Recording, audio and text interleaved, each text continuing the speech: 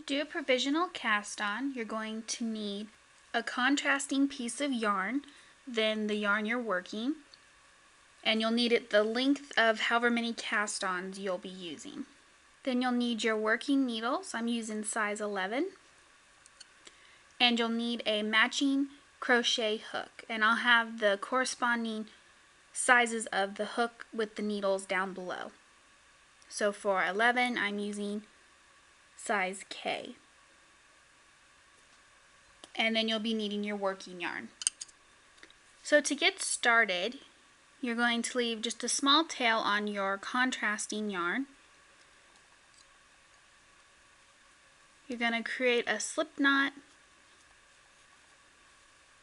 and you're going to begin chaining 2 extra stitches than your finished amount that you want. Now, if you don't know how to chain, I will link a video down below where I teach you how.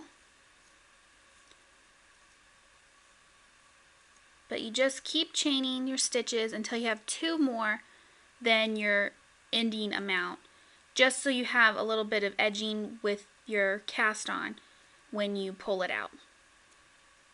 So once you've done your final chain, then you're just going to pull the remainder of your yarn through.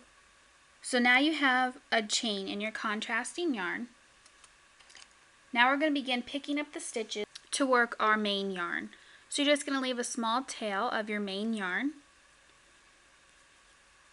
And on your chain, you'll see that you'll have like a top chain and a bottom. We're going to be inserting our needle in this top loop to pick up our stitches. So you want to insert your needle into one of your loops, take your working yarn, and you're going to wrap it around your needle just like you would if you were knitting, and you're going to pull it through your contrasting loop and up onto your needle. So now you have 1 stitch. Now you're going to continue that across your chain until you pick up your project amount of stitches. So you just insert into the loop, wrap just like you're knitting, and pull it through, leaving it on your needle.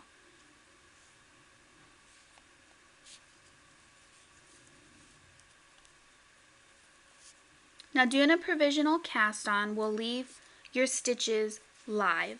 So that means that they'll be open on the bottom once you take out your contrasting yarn, and you'll either be able to do a 3 needle bind off, Kitchener stitch, or work in the opposite direction while knitting. So just continue to pick up all your stitches. So once you have all your stitches picked up from your contrasting chain, you're just going to proceed and work your project like normal. So after you've worked your project, whatever it is time, now it's time to take out our provisional cast on. So now to take out our provisional cast on, you're going to want to have an empty needle ready to pick up your stitches. So you will notice that you have your slip knot end and the end that we just pulled our remaining thread through. You want to start on the slip knot end. So you're going to go over here and you're going to untie your slip knot.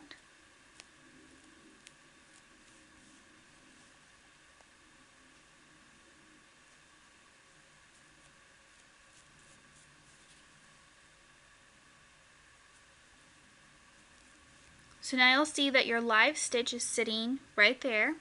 You're going to take your needle and you're going to pick it up. Then you're going to pull out your contrasting yarn from that stitch. So now you've transferred your first stitch from your provisional cast on onto your needle. So now you're just going to repeat that step.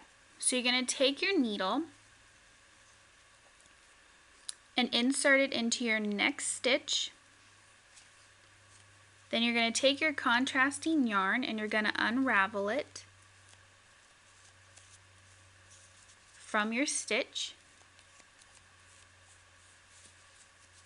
revealing a live stitch on your needle.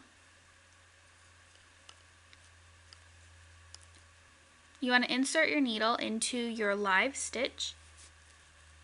Then you want to take your contrasting yarn and you want to unravel it off of your live stitch.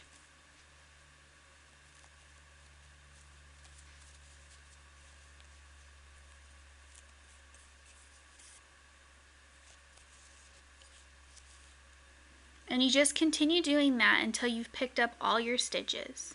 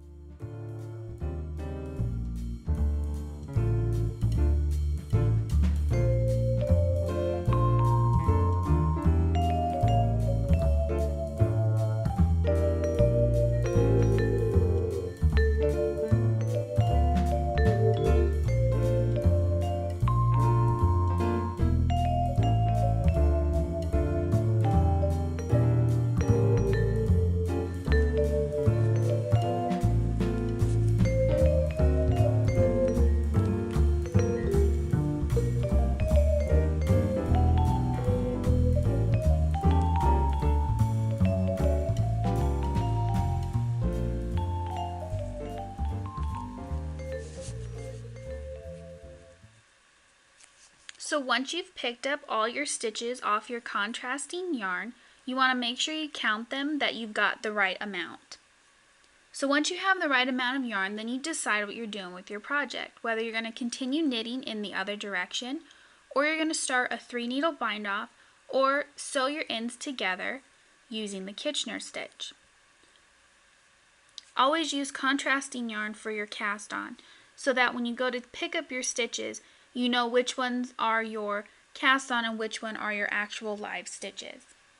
So I hope that was helpful for you guys. Let me know if this helped you guys out. I hope it did. Thank you for watching, and I'll see you next time.